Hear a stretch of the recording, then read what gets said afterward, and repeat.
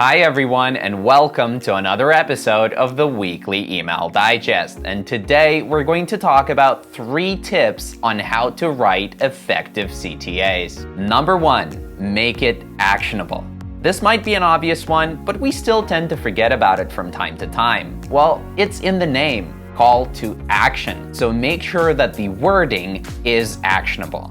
Let's look at this email from Apple. Actionable CTAs are all over this one. Shop for college, shop Mac, shop iPad, learn more, buy, shop for college, learn more, find your trade-in value, and even in the menu at the bottom here, shop online, find a store, get the Apple Store app.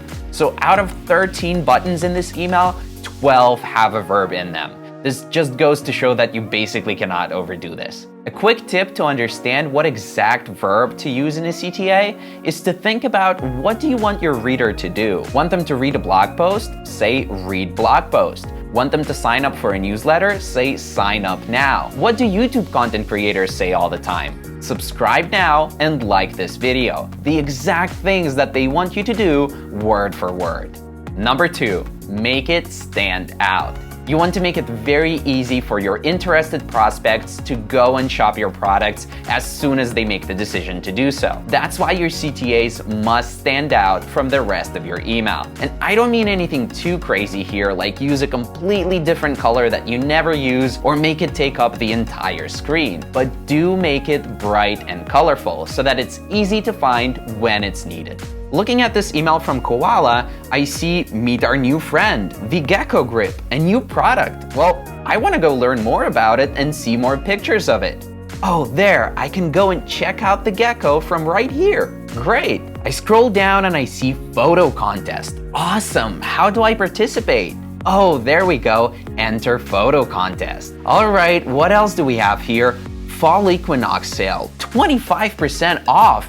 How convenient that we have this bright orange Shop Now button here so that I can go and take advantage of this offer immediately. Number 3, be extra clear.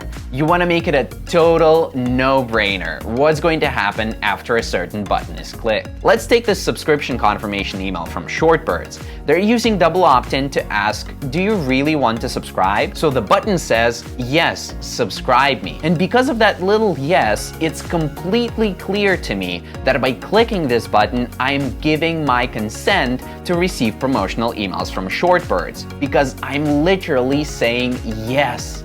Email me. I want to hear from you. Let's go back to Koala and look at one of their abandoned cart emails. What I love about this one is that the CTA is not a generic shop now. Instead, it says take me back to my cart because this is a checkout button and it's literally going to take me back to my abandoned cart right to the checkout page. So I have no questions in the back of my mind like with the shop now button. Am I going to have to go back to the store and search for the products I wanted again and add them to my cart from scratch? No, because of the clear wording on the CTA. So to recap, today's 3 tips for writing effective CTAs are make it actionable, make it stand out, and be extra clear. And as always, I hope that you found this video useful and actionable, and I'll see you in the next one. Bye!